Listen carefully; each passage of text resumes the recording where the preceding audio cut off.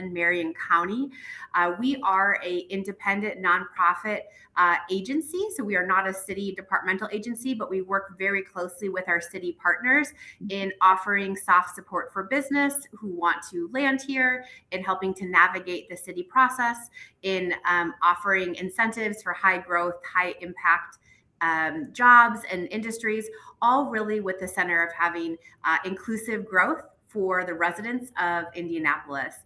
We are a relatively new entity. We were incorporated in January of this year. Our predecessors, Develop Indy, used to be part of the Indy Chamber, but through different studies and strategies, felt that this organization and being kind of standalone could better shine a spotlight on the value proposition of the city of Indianapolis.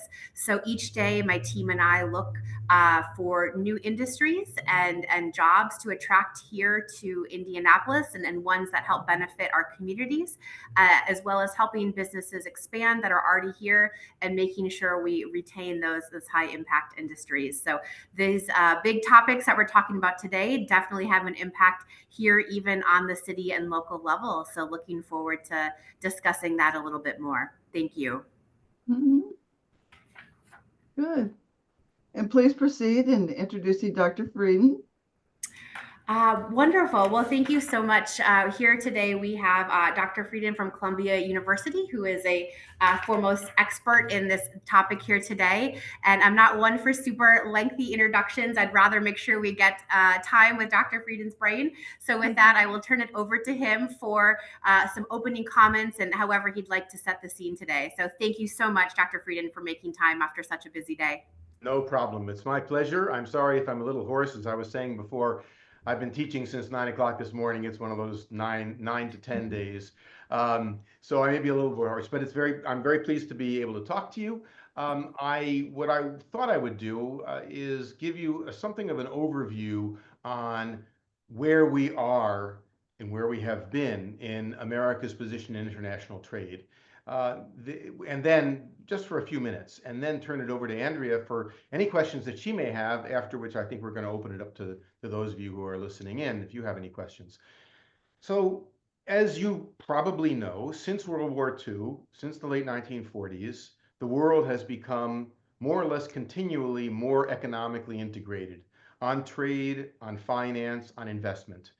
For the first 25 or so years in the 1950s, 60s, into the 1970s, this was largely a phenomenon that tied the developed countries of the world, the rich countries of the world, the United States, North America, Western Europe, Japan, together more tightly. The Western allies. It was associated to some extent with our being united also in the Cold War against the Soviet Union. But in any event, by the late 1970s, early 1980s, there were very, very few trade barriers among the major industrial countries. In the 1980s, many developing countries, poor countries in Latin America, Africa, and Asia, began joining this club by deciding that their previous commitment to economic nationalism, to closure, to protectionism, was not working. And they also started joining the world economy, reducing barriers to trade, and playing a more important role in international economic affairs. The two most prominent cases of this really are not developing countries, were poor countries that happened to be communist, China and Vietnam. In 1979, 1980, those two countries decided that their previous policy of being separate from the world economy had not worked very well, and they started opening themselves to world trade. Then, of course, in the late 1980s and into the early 1990s, the Soviet bloc fell apart, the Soviet Union itself fell apart, and those countries, which had been very closed to international trade, joined the international economic order. So this has been a sort of continual process for something like 75 years of increasing economic integration, increasing levels of international trade, and a gradual reduction in the barriers to international trade, such as tariffs, which we can talk about. There have been two pillars of that process: American leadership and multilateralism. American leadership in the sense that really starting in 1943, even while World War II was going on, the United States was pushing its allies and much of the rest of the world to liberalize, that is, to remove trade barriers. Now, this was a bit of a change for the U.S. The U.S. had been very, very highly protectionist from the Civil War until the 1930s. But in the 1930s, our policies began changing for reasons that we can talk about. And in the aftermath of World War II, the U.S. led the way towards a world more tightly integrated on trade and many other economic transactions. This was not entirely unself-interested. The U.S. dominated world trade as it did dominate the world economy at the time. So opening the world's markets to American firms was in America's interest. But we also opened our market to our allies, and that played a major role in their recovery from World War II. So American leadership has been important in establishing the institutions of international trade and establishing the expectations that countries around the world would work to cooperate to remove barriers to trade among themselves. So that was one pillar of the post-war trade liberalization. The second pillar was multilateralism. And when we talk about multilateralism, we're really talking about a system in which countries are treated not necessarily equally, but are all given some say in the way the structures and functions and institutions of the international economy work. So not every country has an equal vote in the International Monetary Fund or the World Bank or the GATT or the WTO. Some countries, as the saying goes, all countries are created equal, but some are more equal than others. But multilateralism means that all countries at least play some part in trying to set the rules, and that there's some commitment on the part of all the members of these multilateral institutions, like the GATT and now the WTO, to play by the rules. So those have been two pillars of the post-war economic order. And I think it is probably unproblematic to say that both of those pillars are highly questionable right now, largely because of the attitude of the current Trump administration. The Trump administration has made it quite clear on a variety of fronts that it is not happy with the role that American leadership has played in the world. It feels that the U.S. has been overburdened and overstretched, asked to do too much with too little, and that it would be wise for the U.S. perhaps to step back from some of the leadership roles that it has taken in the past. By the same token, the administration has expressed either concern, dissatisfaction, or even hostility towards the multilateralism that has characterized the post-World War II economic order. Some members of the administration have simply said that that multilateral order needs to be dramatically reformed. Scott Bessent, in speaking to the World Bank and the IMF a few months ago, made very clear that he felt that they had strayed from their appropriate mission and needed to get back on track in ways that were more in line with American interests and American concerns. And there are some in the administration that have said quite frankly and quite openly that they don't think that multilateralism is in America's interest at all, that multilateralism means taking the complaints of, say, Costa Rica just as seriously as people take the complaints of the United States.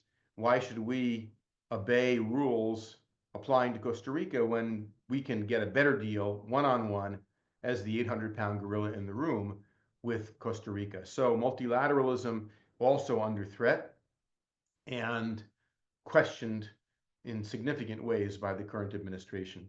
So as I'm sure you have noticed and it's been in the news really for 10 years now, almost 10 years, the trade policy of the U.S. starting in 2018 and picking up speed after the second Trump administration took office has embarked on a substantially more protectionist, that is, more tariff-oriented or barrier-oriented or anti-trade set of policies that has been the case really for the last 75 years in American foreign economic policy.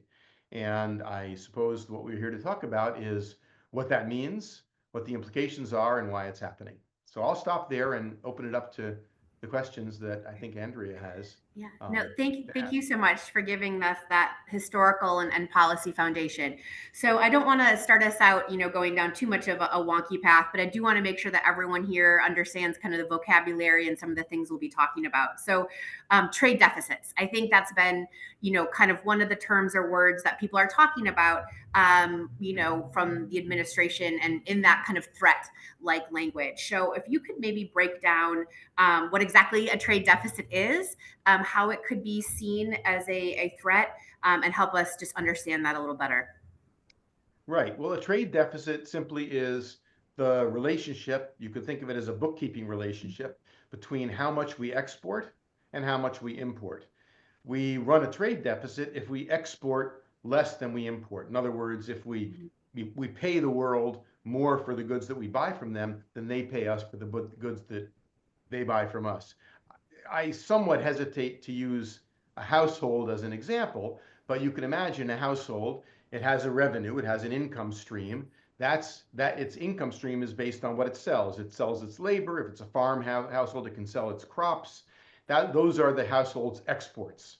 And it imports, that is, it buys from the rest of the world, buys from the rest of society, the things that it consumes. So if you think of a farm household, its exports are the crops that it sells, and its imports are the things that it buys. A deficit would mean that it's buying more from the rest of the world than it's selling to the rest of the world.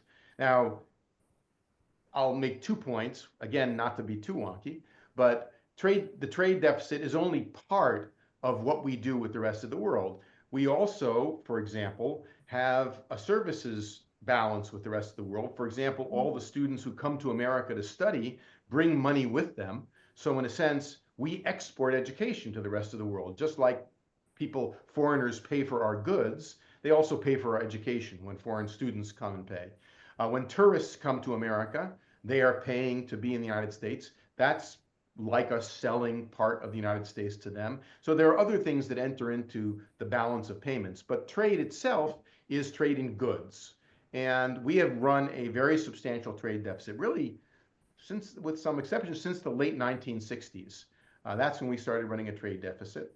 And it has gotten a lot of attention lately. We can talk about what it means, whether it's a good thing or a bad thing. There are differences of opinion about that, but that's descriptively what a trade deficit is. And I'll go back to you, Andrea, to see whether and how you want to probe further in that particular point. No, I appreciate that. And I would say maybe going back, you mentioned the 60s. What were some of the factors that started to create a trade deficit, and why we were consuming more in that way from other parts of the world? Right. Well, partly it was that the rest of the world had recovered from the aftermath of World War II. During in the immediate aftermath of World War II, the U.S. pretty much, along with a couple of its allies, stood alone as not having been destroyed by the war effort. In fact, our economy grew very rapidly. So American industries dominated the world. That was a pretty unnatural set of circumstances. And eventually, countries like Japan and Germany and Italy and France caught up. So that was the underlying reason. But what's happened more recently is, if we move forward from the 70s into the 80s and 90s, is that a whole phalanx of countries that previously had been pretty removed from international trade entered into the international trading system. And it really starts with some developing countries, countries like South Korea, Taiwan, Singapore, Brazil, Mexico. Up until the 1970s, most poor countries had really only exported raw materials and farm goods to the US. But starting in the 70s, they start exporting cheap manufactured products. And so we start seeing goods made in Korea, made in Taiwan, made in Mexico, made in Brazil, shoes and electronics and furniture. And by the 1980s, that becomes something of a flood. And then China joins the process really in the 80s and 90s. And by the early 2000s, we are importing very substantial amounts of manufactured products from developing countries that have quite low wages and that can compete with American manufacturing in important ways. So we're still making a lot of manufactured products, but we're not making the low skill, low wage manufactured products we used to make. We're buying them from the rest of the world. We're buying them from Mexico, Brazil, Korea, Taiwan, and China. No, fantastic. Thank you for walking us through that. You mentioned kind of in that pre-war, U.S. industry was really dominating, and then that was a little bit unnatural. However, have there been maybe some of these industries you mentioned, manufacturing in the U.S. that have historically benefited from tariffs, and just understanding if tariffs have been a lever kind of back and forth to make some of those industries more competitive as there was new competition from, some of the countries you mentioned. Right. Well, there are really two important periods in modern American trade policy. The first is from the Civil War until the 1930s. And the Civil War really marked the beginning of modern American industrialization. Before then, the South had dominated the country, and the South, being made up of slaveholding plantation owners, they were very free trade. They just wanted to be able to sell their cotton and other products into world markets. But once the Civil War started and the North was running the show, it was Northern industry that really dominated. And so we had all through the late 19th and into the early 20th century, very high trade barriers, protecting almost all of American manufacturing, from garments to textiles to furniture to toys, all the way up to steel, to iron and steel. We had very high trade barriers up until the 1930s. They went up and down a little bit, raised very substantially in 1930 with the famous Smoot-Hawley tariff. And then in the middle of the Great Depression in the 1930s, the Roosevelt administration decided that this really had not worked out very well, especially in a time of great distress, and began pushing the country towards more open trade policies. The war came along, interfered with that, but starting in the late 1940s, the U.S. began dramatically reducing its trade barriers, including its tariffs. So since World War II, most of our tariffs have been very specific, very targeted. So if there was a surge of imports into textiles and there was a concern about unemployment in the textile industry, there might be emergency tariffs placed on textiles coming in from Singapore or Taiwan. If there was a surge of steel coming in from Germany, there might be tariffs placed on steel for emergency measures. That was the way tariffs were imposed for 75 years. Very selectively. Typically, there might be, in any given year, 15 or 20 products that would have tariffs imposed on them for a variety of reasons. The policy in 2018 and the policy more recently is very different. It is pretty much across the board. There are tariffs imposed on a very, very, very wide variety of products in the US, including in some instances on all products from particular countries. Though the result of this, so we don't know because the tariff rates keep getting renegotiated and changed, but the best estimates we have is before 2018, the average tariff on goods imported into the US was around 2 or 3%. Today, the estimates are that the average tariff is around 17 to 20%. So that is as high as it's been since the 1930s. And that's the big difference. We've gone from an environment in which we had very few, very low tariffs on only a few goods to having very high tariffs on almost all goods. That's significant and a good distinction. So you would broadly characterize to say, before it was focused on a product, but would you go as far to say now it's focused basically on a country, regardless of what they're producing or the level and value of that good? Yes, yes. As you may recall, the way this was announced on so-called Liberation Day in April was reciprocal tariffs on countries. So the list that the administration created or produced said, for example, I don't remember the exact numbers, said Brazil 37%, Mexico 23%, Thailand 53%. So that was an across-the-board tariff rate on each of these countries. Some of that, to some extent, has been renegotiated downward, upward. There have been threats. Brazil and India are now under a threat of 50% across-the-board tariffs on everything they sell to the United States. So yes, these are, if you might say, blanket country-specific tariffs, which is very unusual. Again, I'm not trying to be partisan or just being descriptive. It violates one of the basic principles under which trade has been managed for many years, but by imposing different tariffs for the same goods from different countries. So shoes coming in from Brazil will have a 50% tariff. Shoes coming in from Italy will have a 15% tariff. But those tariffs are basically countrywide at this point. That's an important distinction. So thank you for that. And maybe I think this might be a good time too to actually clarify the mechanism and how a tariff works. I think that was, a point of discussion in the campaign, and there was a lot of political rhetoric around, those countries are paying tariffs and there will not be an increase. But could you break down maybe kind of the spirit of those comments and then what's actually happening when a tariff is Well, again, it's far be it for me to contradict anyone, but a tariff is a tax. It's very simple. It's a tax imposed at the border on a good that's imported. The logistics are very simple. If you go to the Port of New York or the Port of Los Angeles, a container ship comes in, container is offloaded, and there is a big, let's say the entire container is listed on the manifest as containing 1,000,000 lamps. And the manifest says each of these lamps is worth $10. The customs agent looks at the manifest, inspects the cargo, says, okay, it looks like 1,000,000 lamps, and the lamps are valued at $10 each. I know that the tariff on lamps is, let's say, 25%. That means you now have to pay me $2.50 for each of those lamps. So with 1,000,000 lamps, that's $10 million worth of lamps. You have to give me $2.5 million.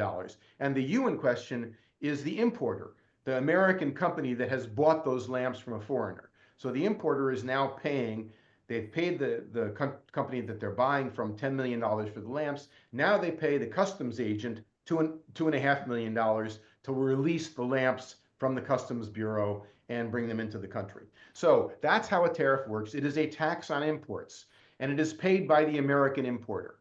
It's more complicated, like everything in this world, it's more complicated than that, because then there's a question of what happens when those lamps reach market. Because the lamps come into the US, they're distributed to stores, and the stores that are selling the lamps have to, first of all, the importer, and then the stores have to figure out, well, what do we do? We've been charging, let's say the lamp is imported for $10, there's a markup, we've been charging $15 for the lamps. Now, and making $5 profits divided among the importer and the retailer and all of that, the transportation. Now we're paying $12.50 for these lamps. If we charge $15, we're really cutting into our profit. But if we raise our prices too much, we might lose business. So the importer might say, I'm going to swallow a little bit of that tariff, not pass it on to the retailer. And the retailer might say, I'm going to swallow a little bit of that tariff, not pass it on to the consumer. And so there's a real question of how much of that tariff is passed through to the ultimate consumer. In some cases, all of it is. There've been a lot of econometric and other statistical studies of the 2018 tariffs. It's a little too early to tell with the more recent ones, but in some product lines, pretty much, especially consumer goods like shoes or lamps or things like that, virtually everything is passed up through to the consumer. But there are other products where the retailer, the wholesaler might say, we can't afford to lose market share, so we're going to swallow some of that tariff. But that then comes out of their profit margins. You've seen perhaps in the news estimates that the American car companies are anticipating losing $7 billion this year. The reason they're anticipating losing $7 billion is because they don't feel that they can pass through to the customers the full cost of the tariffs that they're paying. They're paying, by some estimates, $15 to $20 billion in added taxes, tariffs on imports of auto parts. They feel that if they raised prices accordingly, they would lose too much market share. So they're eating some of those tariffs and not passing the full price on the consumer. I hope that's a little bit lengthy, but I'm a professor. What can I say? No, I think it's so important to make sure we understand. And I can imagine, that ability for, a multi-billion-dollar company or industry down to a very small business retailer is very different, right? Of what they can probably pass on and some of those hard decisions being made. A lot of the evidence we have is, first of all, product specific, but it's also firm specific. Big companies, and back in the 19th and early 20th century, when there was fewer trade policy, the progressives, during the progressive era, were very opposed to the trade policy. And what they said was, this protection, these tariffs, create monopolies because they tend to favor the bigger firms. The bigger firms can last longer. They can afford to not pass through the tariff cost. And in fact, some of them in the 19th and early 20th century welcomed the tariffs because it gave them an opportunity to drive their smaller competitors out of business. And there's a little bit of concern today that this might be happening, that small and medium enterprises have a lot of trouble dealing with this. They really are typically on very, very tight margins. They don't have access to massive amounts of capital. And so if you're a small and medium enterprise, say an auto parts producer in Indiana, just to take an example, the chances are that you can't afford to swallow all of your profits and then some just to maintain market share if you have to pay a big increase in the price of things that you're bringing into the country. So there is a concern that this might lead to increased consolidation or concentration in basic industries. I promise this wasn't, made just for this Zoom right now, but actually at my hair salon the other day when I was getting my hair done, the topic of the de minimis exemption came raised. And I mean, I do have wonderful people that I get my hair done with, but usually that's not a typical conversation. But there are a few of us that enjoy some, online retails and things like that. But that was a big deal that changed, I think, at the end of August. Could you just spend maybe a minute on what Right, the sure. de minimis? Well, along similar lines, Andrea, I can say that the two things that I usually, for many years, having taught this subject, could count on putting people to sleep, my students to sleep, and people to sleep at cocktail parties and so on, was any talk of tariffs and any talks of the international role of the dollar. Yeah. And these days, those are the two things that I get asked about most often. You're very popular, yes. Yeah, well, crises are my business, and business is good. So yeah, so they're for understandable reasons. The Customs Bureau for a long time said if people are shipping relatively small quantities of goods across borders, we're not going to bother to open them, have them claimed, make you fill out a customs form. These are elaborate forms. You have to prove that the manifest is accurate. Sometimes they get inspected. So imagine for yourself that you have a grandfather in Italy and he's sending you a bunch of Italian shoes that his brother-in-law made because he loves you, and they're worth $600, and the Customs Bureau is not going to assess a tariff on that. So that was what we thought of as being the de minimis exception. People sending goods to their relatives, their friends, and maybe, I might order some shoes from Italy from a catalog and they'll ship them to me. And again, this is not big commerce. This is not ships bringing containers worth of shoes to my door. This is, things that come via UPS or the US mail.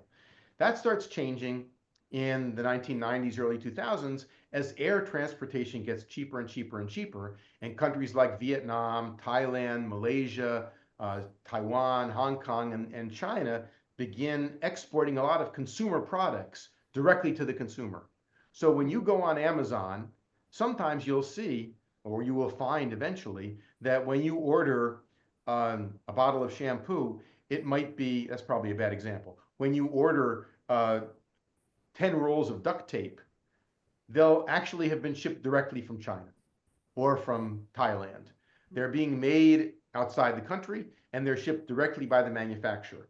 And so to an extent, manufacturers overseas discovered this de minimis exception, which says a good that costs, or a shipment of less than $800, we're not going to bother to inspect. We're not going to charge a tariff on.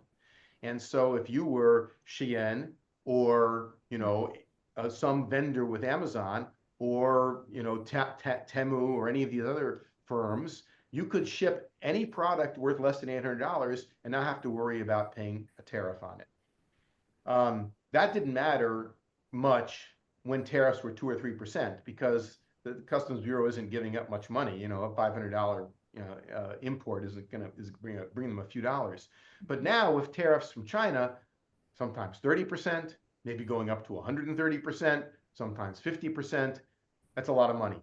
And so the Customs Bureau, or the administration, has decreed that the de minimis exception is no longer going to apply, and that goods brought in that are valued at less than $800 and they're still working out the details. They're either going to have to pay a flat fee or they're going to have to pay a percentage, and that's going to raise their price. So the next time, once this goes into effect, which it hasn't fully yet, and once they figure out all the details, let's assume that they end up what they're talking about in some cases from China with a 30% tariff.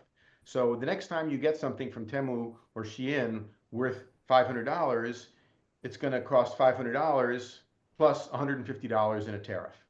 It's going to arrive at your doorstep, or you'll get a notice saying you must go online and with your credit card pay the customs bureau $150 to get this thing out of POC and have it sent to you, because it is now tariffed, is the term we would use.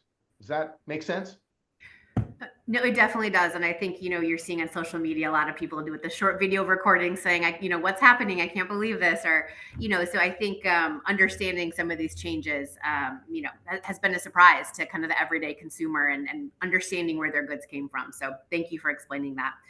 I want to talk a little bit of, into the, some of our current examples where, often a lot of these economic tools, tariff sanctions, things start out maybe in a purely kind of economic space, but then we start to see kind of the injection of politics and used more as a political tool. So, while this maybe started with the thought of, restoring a fair balance of trade, we've seen examples, whether it's, in Ukraine against Russia, or some of the tools with Brazil have taken on a more political nature to try to get a certain outcome. So could you maybe talk about if there's any, historical precedents for that, and then what kind of those implications are here and now? Right. Well, trade has been used as a weapon from time immemorial.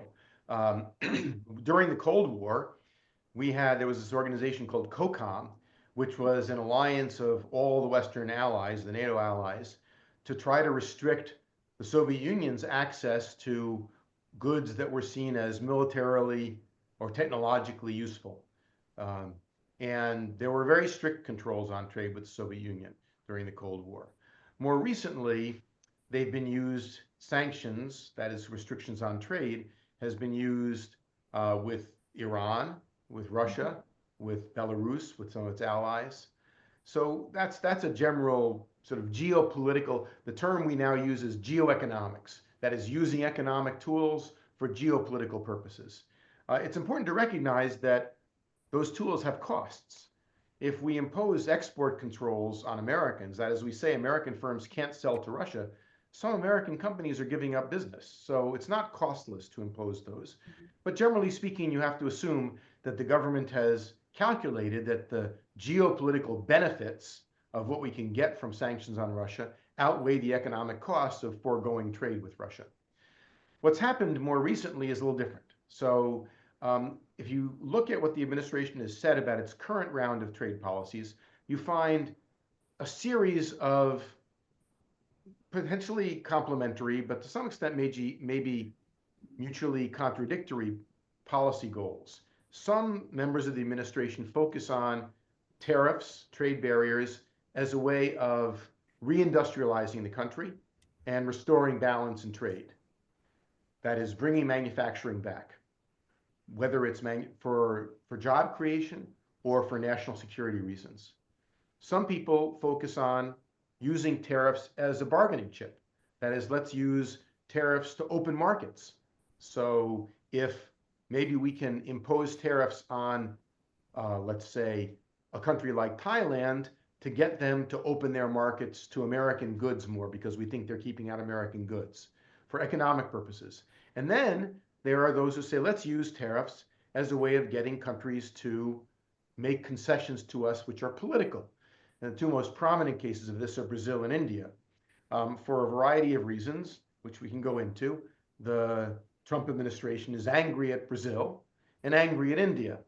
And so they have imposed 50% tariffs on Brazil and India to try to get those two countries to conform to some non-economic policies, that is, political policies, as a result. Now, one thing I can point out is that you can't use tariffs as a bargaining chip if their purpose is to protect industry, because a bargaining chip is only useful if you're going to take it away, right? So if you go to the Brazilians and say, unless you stop prosecuting Bolsonaro, we're going to impose 50% tariffs on you, that's only a credible threat if the US is willing to take those tariffs off. And if the tariffs are there to protect American industry, then it's unlikely that they're going to be taken off. So there's a certain contradiction in the administration's, at least in their justification for these policies, whether what they really have in mind is keeping these trade barriers in place to try to force industry back into the US, or whether they're trying to use them as a sort of a bargaining chip or a battering ram vis-a-vis other countries. And I think part of that is just there are different factions within the administration, as there always are. You know, we live in a two-party country. Our countries are big, broad coalitions. The Republican Party is no different. There are different constituencies within the Republican Party. They want different things out of the trade policy, and sometimes that makes the policy a little bit hard to understand because it seems contradictory. I think that's a great point because, whether it was a negotiating tactic, we heard that kind of this is a short-term negotiating tactic to get us to a, longer place, or whether, like you said, it's being imposed for a specific, maybe more political reason. Now we're past just a few months in for a lot of these tariffs and kind of maybe settling in if some of them could be more of a longer term, policy. And if that's the case, what are the implications on some of our major exporting countries, some major importers of U.S. goods, and what does that actually signal about maybe the stability or attractiveness of the U.S. market? Right. Well, the first thing to emphasize is we still are in an atmosphere of quite substantial uncertainty. As you've seen from the papers, policy towards individual countries, individual groups of countries, products is highly variable. Negotiations with the European Union are currently somewhat troubled. It's not clear where they're going. Negotiations with China keep going back and forth. We just saw in the last few days that in response to Chinese retaliation against the United States, the Trump administration has threatened to increase tariffs by 100%, which would be almost prohibitive on almost any trade with China. So we still don't know where these tariffs are going to land. And uncertainty is problematic from the standpoint of business. You talk to business people, as I'm sure you do, Andrea, and one thing they want to know is, well, if we know what the policy environment is going to be, we can adapt to that. But if we don't know, just to take an example, if you're a firm that requires imported inputs for what it's producing, if you don't know whether those tariffs are going to be 30% or 15% or 130%, it's very difficult to plan. Are you going to expand production? Are you going to send some production overseas? Are you going to bring home some of the production that was overseas? So uncertainty is not good for businesses that have to make investment decisions. So that's the first point to make. But let's assume for the moment, because eventually I think this uncertainty will be resolved, let's assume that we end up where I think a lot of people think we'll end up, which is relatively high tariffs on almost every country in the world. Maybe 15 or 20% on most countries and 30 or 40% on China. But what does that do? First of all, it protects American firms. And it means that American firms that have been competing with foreign firms are now going to have to compete with them less. And it almost certainly means that they're going to be able to raise their prices. And one of the reasons that these firms have been complaining about imports to the extent that they have is that they have to cut their prices to match what foreigners can produce with lower wages and perhaps less regulation.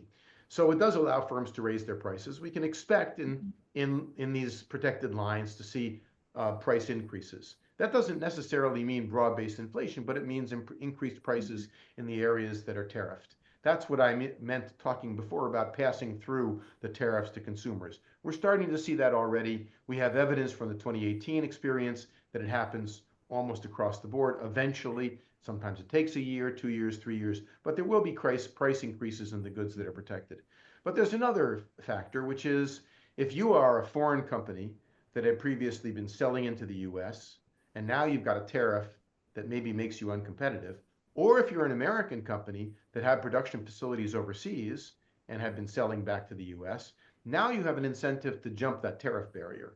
Now you have an incentive to say, I'm going to bring the production into the U.S., produce these goods in the United States, and sell them in the U.S. Now, the reason you are producing abroad is because it was cheaper to produce abroad. So when you bring the factory, I'll give you a fictitious example. You used to produce auto parts in Indiana. You found that you could produce the same auto parts much more cheaply in El Salvador. You relocate facilities to El Salvador. El Salvador has a 35% tariff on it. You bring those facilities back to Indiana. But when they were in El Salvador, they were cheaper. You bring them back to Indiana, there's a reason why you moved them to El Salvador. Now they're in Indiana, they're going to be more expensive. So that too, that does bring manufacturing back to the US, but it also raises the price of the goods sold in the US. And this is, in a sense, without being too simple-minded about this, when we talk about tariffs or trade protection more generally the way that political economists like me think about this is that tariffs benefit producers and they tend to harm consumers, right? Tariffs allow producers to raise their prices, and consumers then have to pay more for the goods that they're buying.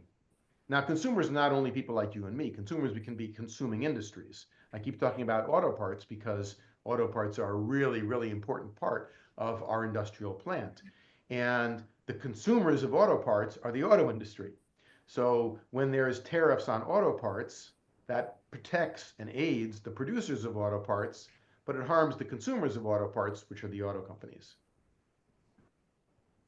No, thank you so much for breaking that down. And I'm glad you gave that Indian example. I want to take some of the big geoeconomic, principles that we've been talking about and help apply them to, maybe for these last 10 minutes with what that means for our state, our cities, our households.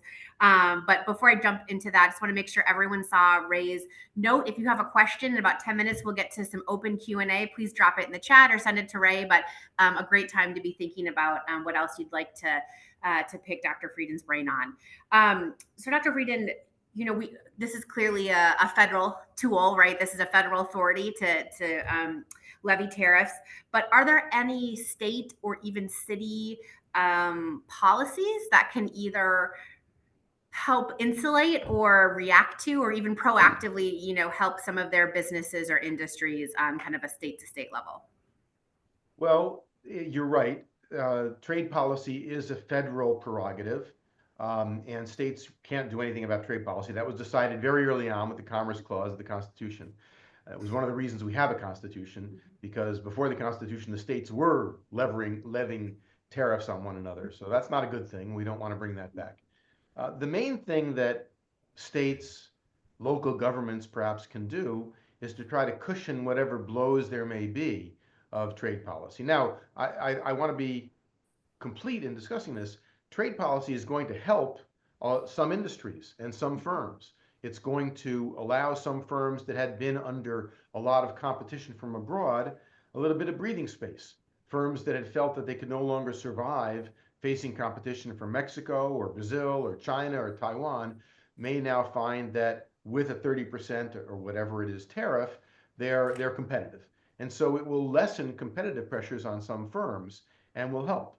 But you were really asking about firms that find themselves under pressure. I'd say there are two kinds of such firms or industries. The first is firms that are directly affected because they are consuming goods, they're using goods as inputs that are now more expensive because there's a tariff. So the auto industry and the auto parts, right? Most American companies use a lot of imported goods in their production process. And again, we go back to if your inputs go up by 30% due to a tariff, it might be really hard for you to raise your prices by 30% to make up for that, or what the analogous amount would be. So you might be really, really jammed if you find that your input costs go up. So that's one group of companies that are going to be harmed. A second group of companies or industries are ones that I have a feeling you know pretty well in Indiana, which is those industries and individuals, like farmers, who are retaliated against because the rest of the world does not sit still when the U.S. imposes barriers to their trade. China, for example, has quite almost immediately announced and put into place a more or less complete embargo on the import of American soybeans, and is now importing pretty much all of its soybeans from Brazil. Now, there are other countries that buy soybeans from the United States, but I have a feeling that a lot of soybean farmers in Indiana and other parts of the Midwest and Great Plains are feeling the hurt. At least that's what the newspapers say. So this was true in 2018. And in fact, in that period, the Trump administration ended up using a lot of its tariff revenue to compensate farmers and others that were retaliated against by other countries. So there are two things that one could say. The first is that the federal government sometimes, depending on how politically powerful the victims are, so to speak, the federal government sometimes steps in to try to compensate or subsidize those who are harmed by the trade policy in question. But you were asking about what state and local governments can do. And there I would say provide assistance to firms that find themselves under pressure due to a change in trade policy, which is what governments can do, state and local governments can do whenever there's a shock to the system. The shock might come from a global recession. The shock might come from a financial crisis. The shock might come from, a change in tax policy or regulatory policy. In this case, the shock comes from trade policy. And so if I were in a local development company, I would be going around to firms and seeing who's suffering, who expects to be suffering, and how can we help?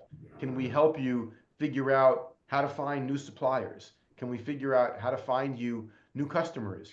Can we figure out a way to maybe give you some slack by finding you new sources of working capital so that you can try to glide through this transition period without having to close up shop?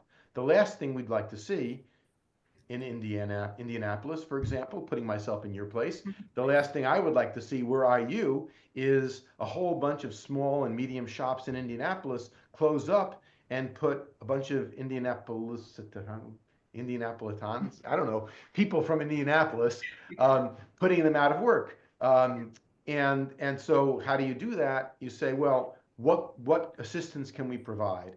How can we help you find new suppliers who aren't subject to the tariff? Can we help you find new customers? Can we maybe find you new sources of labor? Go into the community colleges and the high schools, and maybe one of your problem was you didn't have enough skilled labor before. That's why you were relying on imports. Can we get you some of that? So all of the kinds of things that workforce development does typically in a place like Indianapolis, at least I hope so, all of the things that workforce development does in towns and states all over the country, in a sense, double down on that, because there are more, you're going to find, I think, a lot of small and medium enterprises going to start hurting. Right now, a lot of that has been cushioned because both customers, suppliers, and importers piled in huge quantities of imports in anticipation of the tariffs coming online. But they're running through their inventory, and over the next few months, over the next 6 to 9 months, I think, you're going to start seeing the big impact of the tariffs.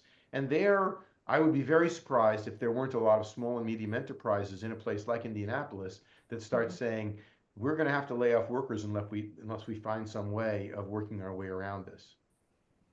So that's the job I set for you, Andrea. I was going to say that was a self-interested question. I had my pen out and my notepad, but really you did say a lot of important things. I think that tracks just anecdotally with who we're hearing from first. It's the small companies that are coming to us because, again, they have kind of that shortest runway, and some of the surprise, right, of while they're American-made goods and even American-made parts, some of the raw materials and other pieces, unbeknownst to them, were not American-made. And again, to your point, we're getting to that kind of end of the runway where maybe some of their stock or inventory on those materials have run out. So we've been looking at a lot of creative solutions. But again, to your other point, the uncertainty and the length of time, it's also hard to advise when you don't know if it's a 2 months, 6 months, 12 months gap to fill, and how you kind of have a longer term plan. But no, I think that's so important. For those who aren't Hoosiers on the call, we make things and grow things. So agriculture and manufacturing are truly the backbone of our workforce. So I think when we have a topic like this, it is relevant because we are a state that is going to feel the highs and lows of a tariff in that way. So I think maybe for my last question, we'll get down to the household level. So just what can the average Hoosier expect, if we do have some of these longer term tariffs? And, I know there's not just a handful of goods, but are there any particular goods or things that we should really be focused on as kind of indicators? And, what should I go to Costco and stock up on in my pantry? But would love any and all advice for folks on the phone as you. Well, if you follow the news and see what's being tariffed lately, that would help.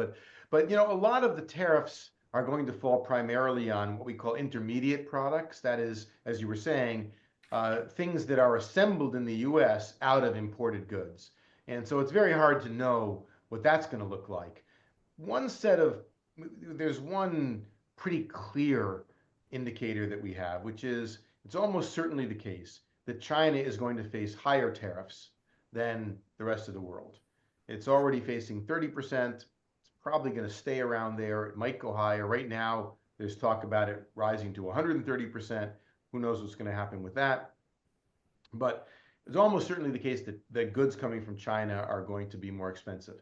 Now, what are goods coming from China? They are typically very labor-intensive goods, goods that embed a lot of relatively cheap labor. Things like garments, toys, furniture, housewares. So anything household oriented of that nature is very likely to come from China and very likely to be pretty substantially more expensive going a year or two out. So that would be one thing to think of.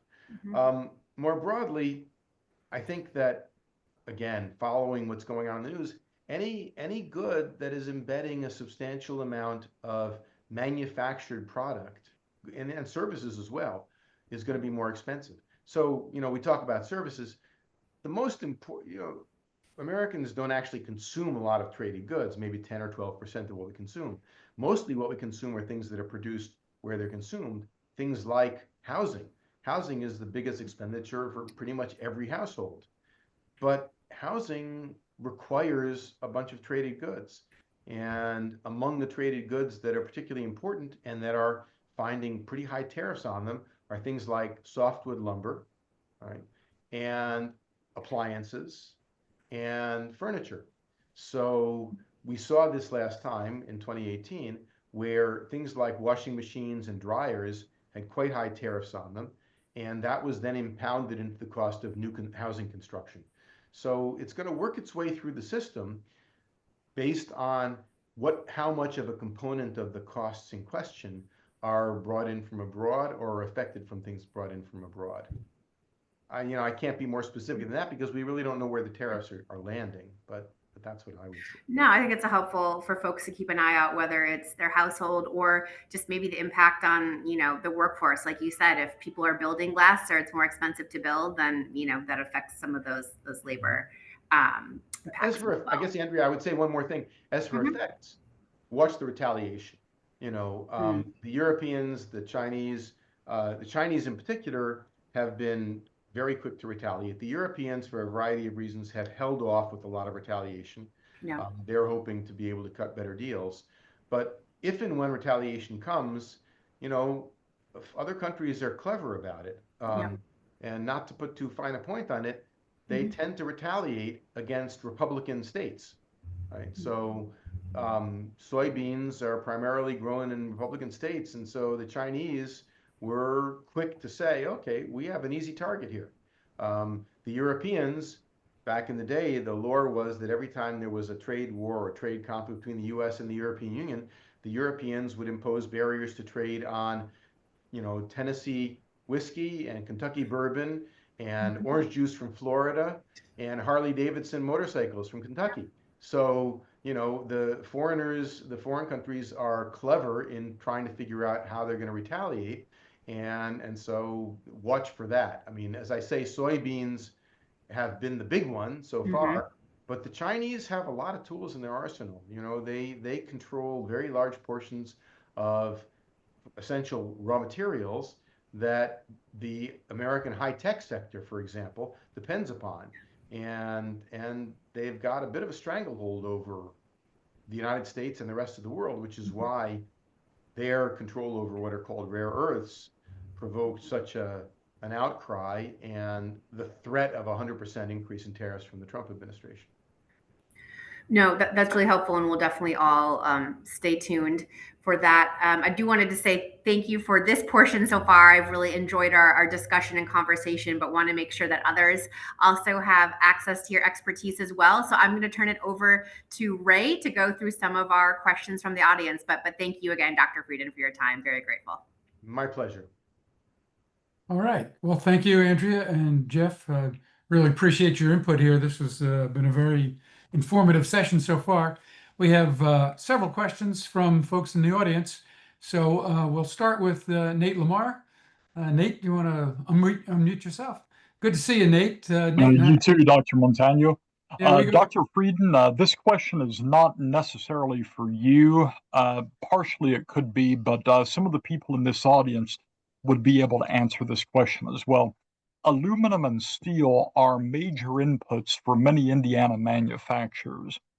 The 2018 tariffs on aluminum and steel hurt many Indiana manufacturers who export, to include Belden, Cummins, Daylight, Draper, Hoosier Gasket, Modern Fold, Mercix, and Telemon, just to name a few.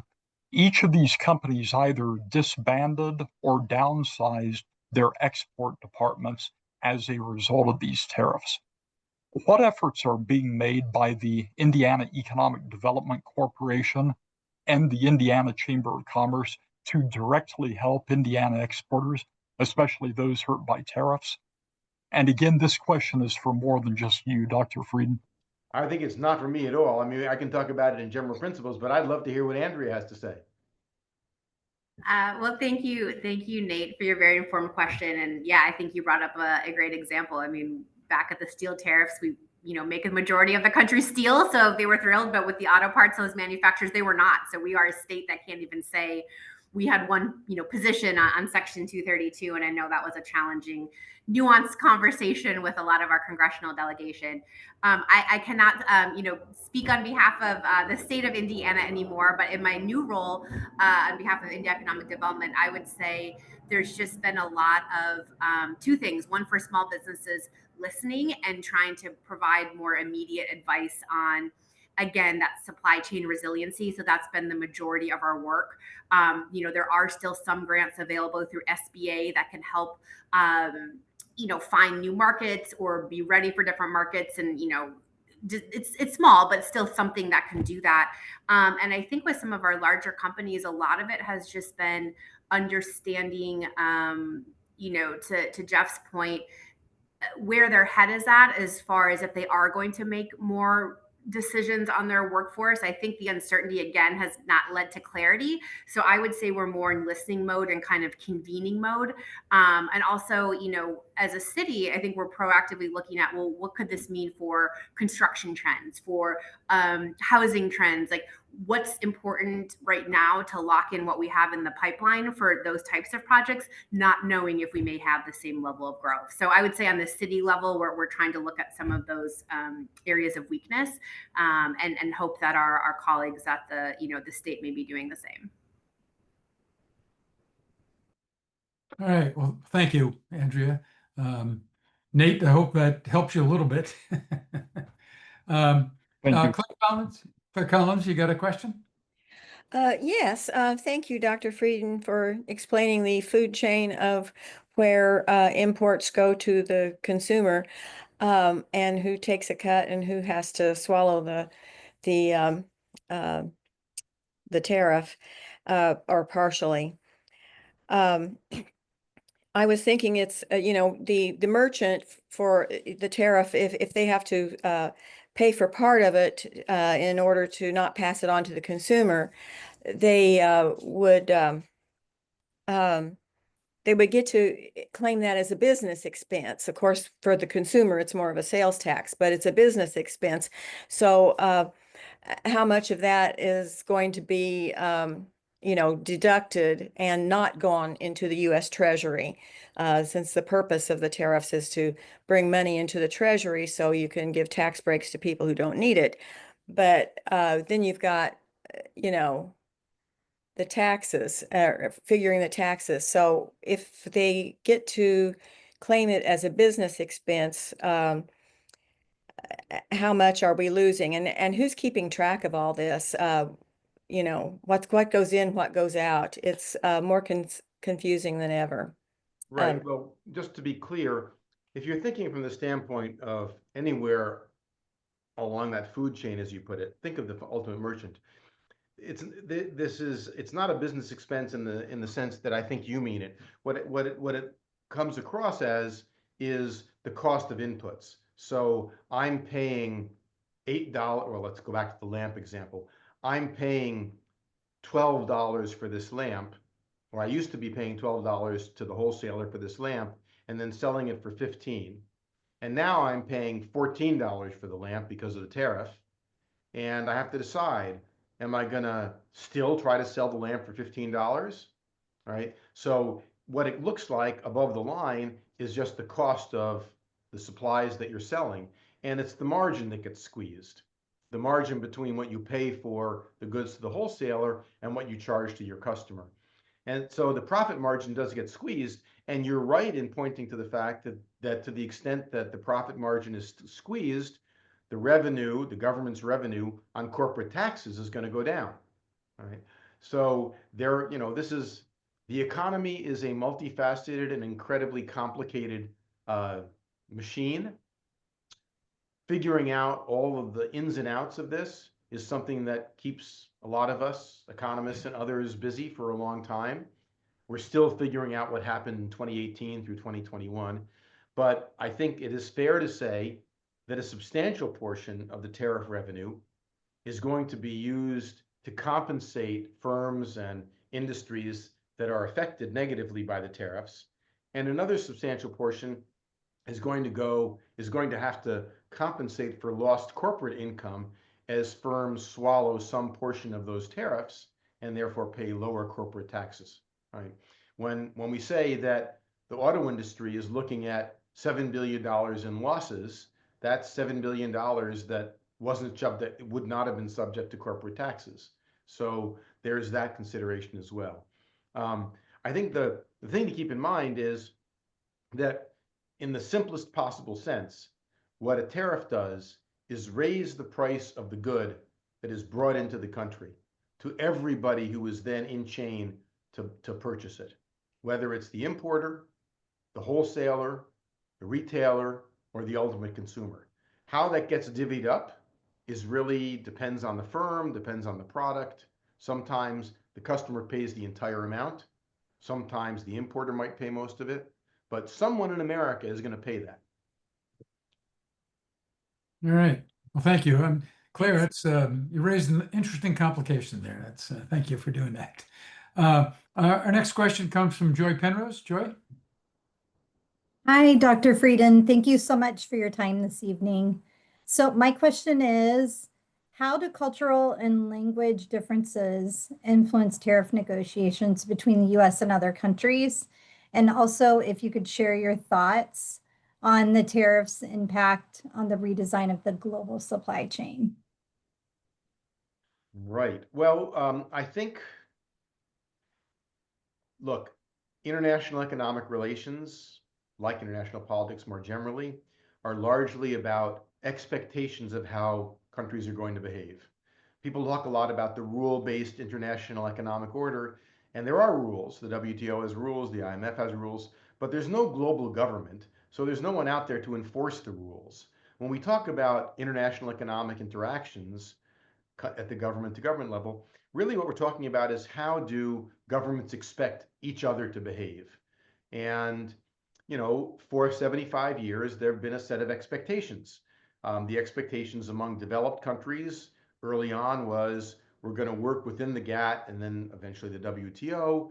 We're going to follow, I don't want to get into details, but we can talk about it because I actually think it's an extremely important issue. We're going to follow something called most favored nation principles. We're going to treat countries, all our allies, equally. We're not going to discriminate against countries and so on and so forth. And that's the basis on which these transactions, these negotiations take place. And what the Trump administration's policies do is really call those expectations into question, because the administration is now saying we're not going to treat each country equally. We're going to impose one kind of trade barriers on Brazil, and another level of trade barriers on Mexico, and a third level on the European Union, and a fourth level on China. And what we impose is going to depend on how well we think you are complying with our demands. And as you can imagine, that has the potential for giving rise to a lot of, I don't know if I want to call them misunderstandings, but certainly a lot of cultural diplomatic and other conflict, which I think if you just follow the very uncertain and volatile nature of U.S.-Chinese trade relations in the last 9 months or so, that's an indication that the administration thought it had a deal. The Chinese thought they had a deal. That deal turned out not to be followed through upon, started to fall apart. Then you have threats, then you have promises, then you have more threats, then more promises. Right now, we find a similar problem with the Europeans. There was really a handshake between Donald Trump and the commissioner of the European Commission, the head of the European Commission. There is no deal. Aspects of it are now being called into question by the Trump administration. The Europeans are saying, we never signed up for this. The Americans are saying, yes, you did. So this is some of the uncertainty that Andrea and I were talking about. No one really knows where these tariffs are going to come through, are going to end up. And that creates a real problem for those who are trying to run businesses in an environment of really radical uncertainty, and a level of uncertainty we haven't really had before.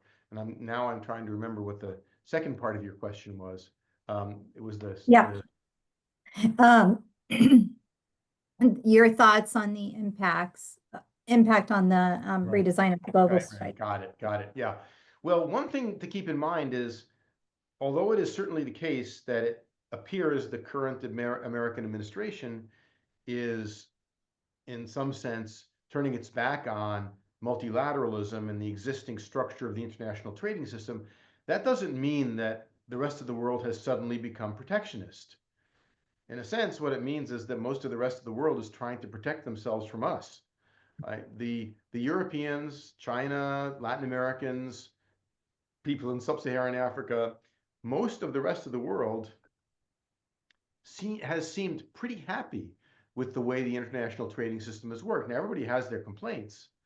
A lot of countries have complaints about China's behavior.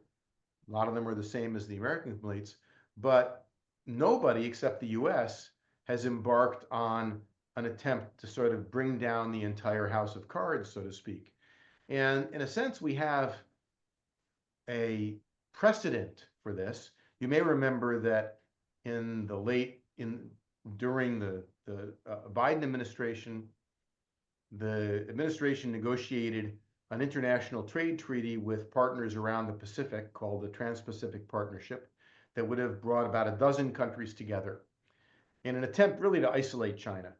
That became a topic in the 2016 presidential election, and paradoxically, perhaps, the person who negotiated that agreement, which was Hillary Clinton as Secretary of State, ended up coming out against it when she was running for president against Donald Trump. Was being pushed to denounce the TPP.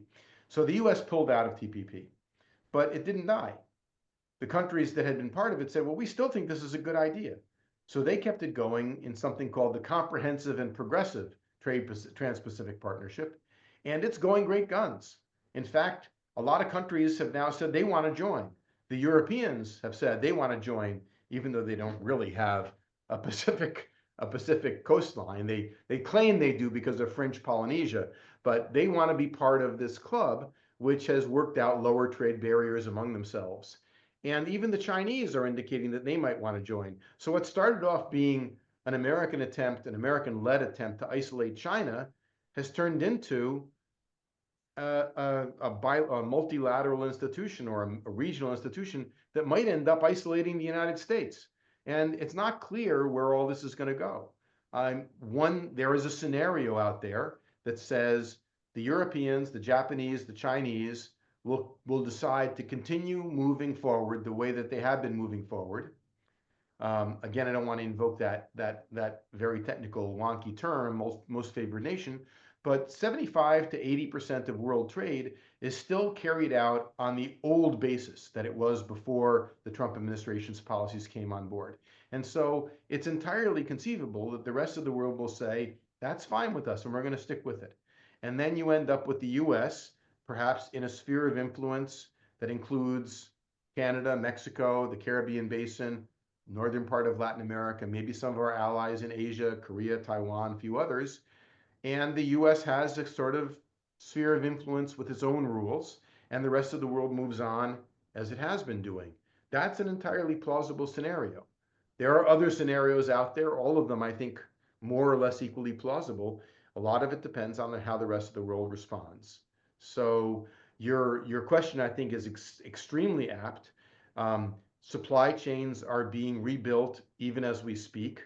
The Europeans are trying to figure out how to handle a flood of Chinese products coming into them. They're trying to figure out how to recalibrate their supply chains in a world in which their economic ties with the Soviet with Russia are now basically cut off. The Japanese, again, are trying to figure out, the Japanese, the Koreans, the East Asians in general, trying to figure out in an environment in which the US seems less and less willing to take their products, leaving China aside, how they're going to recalibrate. There's a lot of action within ASEAN, which is the Association of Southeast Asian Nations. So all over the world, there is a scrambling to figure out how to adapt to this new environment. And we should not be so self-centered to think that that scrambling is all about how will we work with the United States to rebuild our ties with the US. That's some of it, but the majority of it is the Brazilians figuring out how are they going to recalibrate their ties with Argentina and Chile and Colombia and Taiwan and China and Thailand, and the Australians figuring out how can they reorient some of their production away from the US and towards Southeast Asia. So this is all, it's a massive, some combination between a jigsaw puzzle and a chess game, to mix metaphors, that is still being played out. All right. Well, thank you.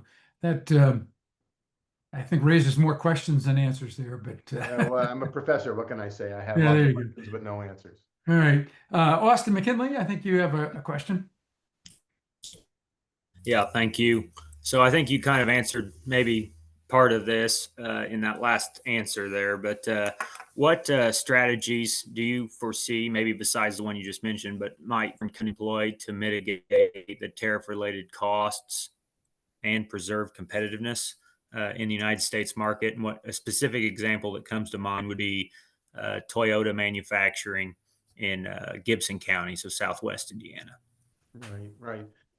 Well, the auto industry is under a lot of pressure. The auto industry is heavily, heavily reliant, and I really appreciated what your colleague, I don't know if he's still here, before was saying about some of these industries that suffered under the steel and aluminum tariffs. Well, this is the 2018 tariffs on steroids. The auto industry is extremely vulnerable. It has recalibrated, reworked its supply chain over the last 25 years to incorporate, to really, to do the kind of thing that the textbooks, the economic textbooks, say they should do. You locate your production wherever you find comparative advantage. If the silica is cheapest in Belgium, you make your window glass in Belgium. If the cheap labor unskilled labor is cheapest in Vietnam, you make the unskilled labor intensive parts in Vietnam. If the skilled labor is cheapest in Mexico, you make it in Mexico, and you combine all these goods in assembly plants in 100 places around the world. And that's how the auto industry has reorganized itself. And that's not going to work in this environment, because what they're going to find, I mean, it gets crazier than that. It's not crazier, but it gets more complicated than that. As you've probably seen in some of the press, some of the goods that go into making American cars cross borders multiple times. So you get an engine, you have steel goes from Canada to Mexico, then from Mexico back to the US, then back from the US to Mexico, then up to Canada and back to the US. So every time it crosses the border, it's subject to a new tariff on the value added, which makes for complexity, adds to just the logistical costs, and of course adds to the actual costs. So this is why the auto industry is facing massive losses over the next year and probably over the next 2 or 3 years. So this is a real problem. And we go back to what Andrea was saying, what Andrea and I were talking about. There isn't a whole lot that state and local governments can do to bail out or support or subsidize local industries at the national level. Whether the federal government will do something, I don't know. in the past, in 2018, there were something like 3,300 exceptions to the trade policy that was put in place. They were doled out, this is the real world. So they were doled out in large part on the basis of who was politically powerful. They were doled out more to Republican states than to Democratic states. They were doled out more to campaign contributors than to others, but they were given out. And we've seen a bunch of exceptions. We've seen exceptions for smartphones, for Apple, for companies that are able to get an exception from some of these trade policies. So one thing that might happen, again, in a world of radical uncertainty, is at the federal level, some of these companies might get exceptions. Now, if I were advising Toyota, I would say, you're not one of the companies that's going to get exceptions because you're not American. The companies most likely to get exceptions are the companies that are the American companies, or maybe companies that have a congressman that can go to the administration and say, if Toyota in Gibson County isn't given some exceptions, we're going to face massive unemployment, and that's not good for my district. So there's a highly political component to this, which is over the next 6 months to a year, there's going to be constant jockeying for position, constant lobbying for exceptions, subsidies, support from affected industries. We see that already with the farm sector. The farm sector has experience in this because of 2018. The farm sector is already saying, look, we are not going to be able to survive without a massive increase in farm supports to make up for the fact that we've lost our most important market for soybeans, right? And we're about to lose the most important market for pork as well, because that's the China market. So part of it will be worked out in the political process. Leaving that aside, I go back to what I was saying to Andrea. I think that there is scope, and I say this on the basis of some really interesting studies that have been done by Gordon Hanson, my colleague at Harvard in the Kennedy School, on place-based policies to try to address the distress that is often felt, especially in manufacturing districts, when either import competition or fluctuations in trade policy give rise to a shock to a particular industry in a particular region. There are ways for local policymakers to try to cushion the blow by finding new outlets, finding new customers, finding new suppliers, finding new ways of working the workforce, providing perhaps tax breaks, local credits, things that can make it possible for firms that have long-standing in the community, that are important to community development, not to go out of business because of the vagaries of federal policy. So I don't have a silver bullet. I don't think anyone has a silver bullet or a magic potion that can solve the problems of an industry that is faced with dramatically increased costs due to trade policy. But I think there are a variety of venues that firms are going to try to use and that local governments can try to use to try to cushion that blow. And now I'm going to turn it over to Andrea to hear what she has to say about this. Put you on the spot, Andrea. All I can say is I wish I had the silver bullet, because everyone every day is asking us for that. So I don't know. I think it has always been interesting, whether it's for foreign direct investment, trade, or other things, to help people weave stories about how a global economy means jobs in our cities, in our towns, how that builds our families. And I think, I know this is a broad one, but I just think that's the more narrative we can share about the importance of that and how that shapes people's lives and jobs are really important. So I'll continue to do my part for the indie places as well as my fellow Hoosiers. So. Yeah. Can I make a sort of I don't know if it's a propagandistic point, but it's a general point. Most Americans, most of the time, don't pay any attention to trade. The U.S. doesn't trade very much. Most Americans don't have jobs that are linked to trade. But there are parts of the country, and there are times when trade becomes a big political issue. The voices we tend to hear on trade policy are voices that point to the damage that trade can do. And there's no question that trade can do damage. We've seen deindustrialization, the loss of good-paying manufacturing jobs throughout the industrial belt, in the Midwest and the Upper South. Here in the Northeast, we saw the damage that trade could do, trade and technological change. When I was growing up, I will shock some of you to say, when I was growing up, New York was the biggest manufacturing center in the country. It had 1.5 million manufacturing jobs, mostly in garment, textiles, furniture, and toys. You couldn't walk around the streets of Midtown Manhattan when I was a little kid without running into hundreds and hundreds of trolleys being carried across the street and around sidewalks full of garments and textiles. That's all gone. We lost something like more than 1.25 million of the 1.5 million manufacturing jobs we had. And a lot of that was trade, right? Some of it was technological change, but a lot of it was trade. Now, people notice the jobs being lost, but often they don't know anything about the jobs that are gained and that rely on trade, right?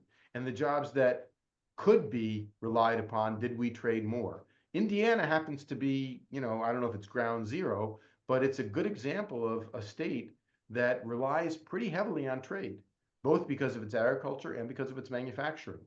I don't think, I would imagine that a lot of people in Indiana are aware of that. Certainly the farmers are, but I don't think a lot of people in the country are aware of the extent to which there are important parts of the U.S.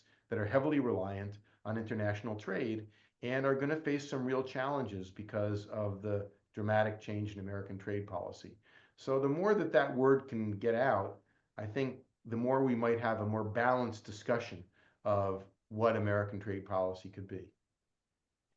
All right. Well, thank you. That's End of public service announcement. Yeah, there you go. Actually, it's getting close to our witching hour here, but we have one more question here from Trevor Williams.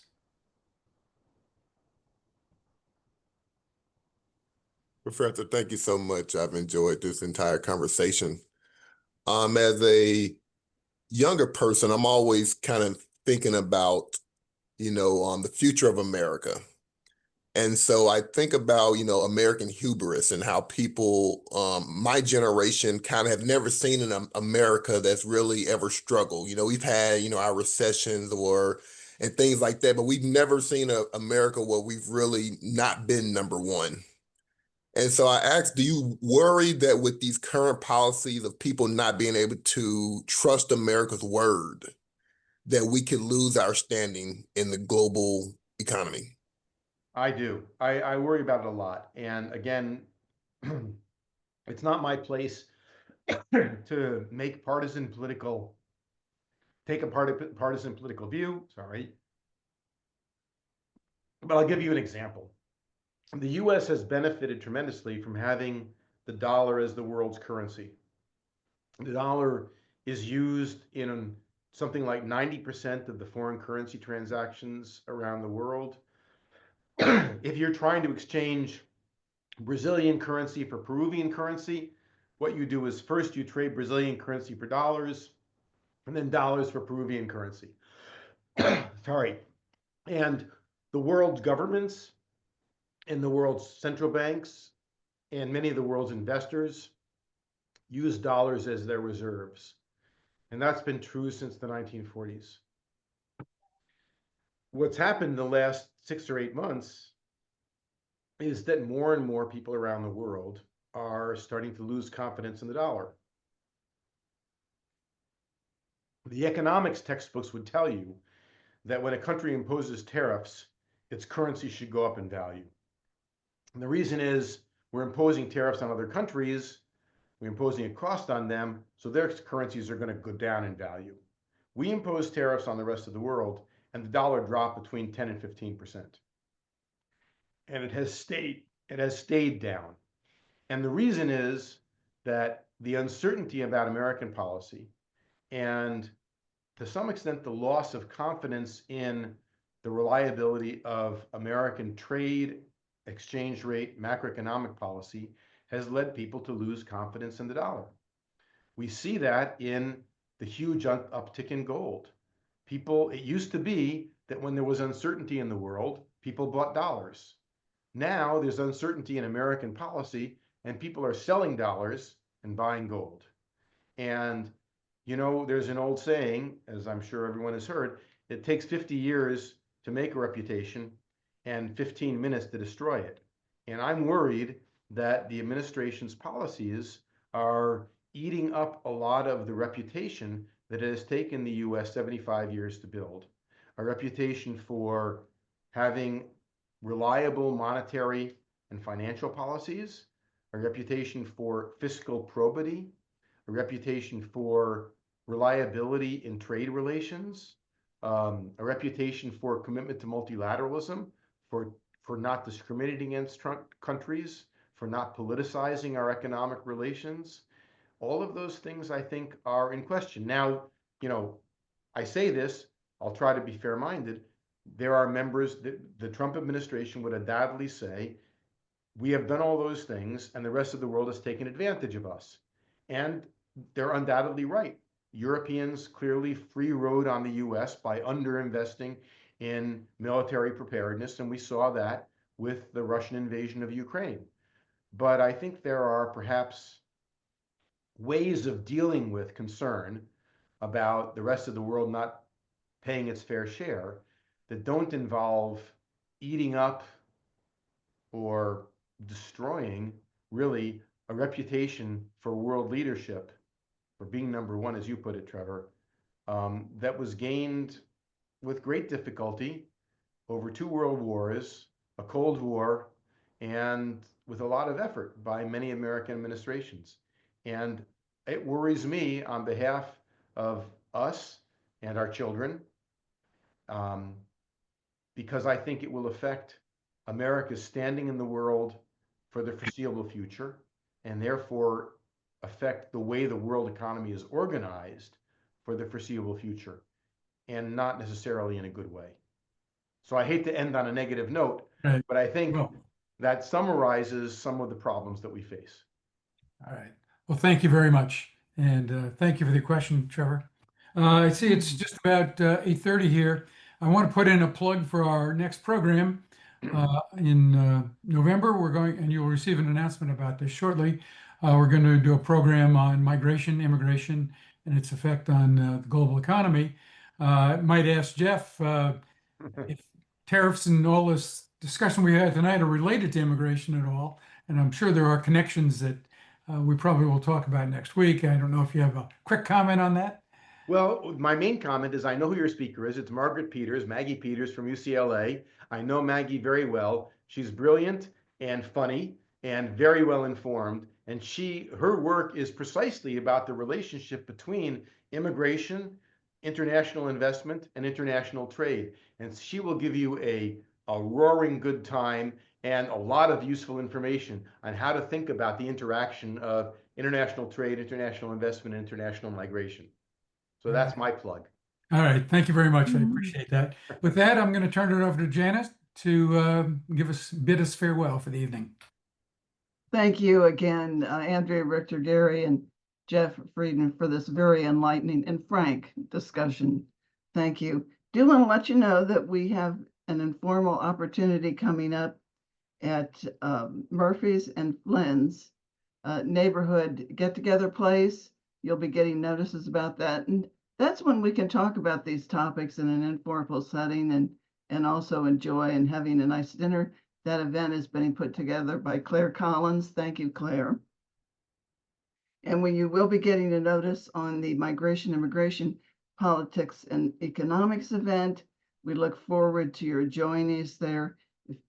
Keep a watch on the indianaworld.org website for ongoing events that are available to you. Thank you so much and good night.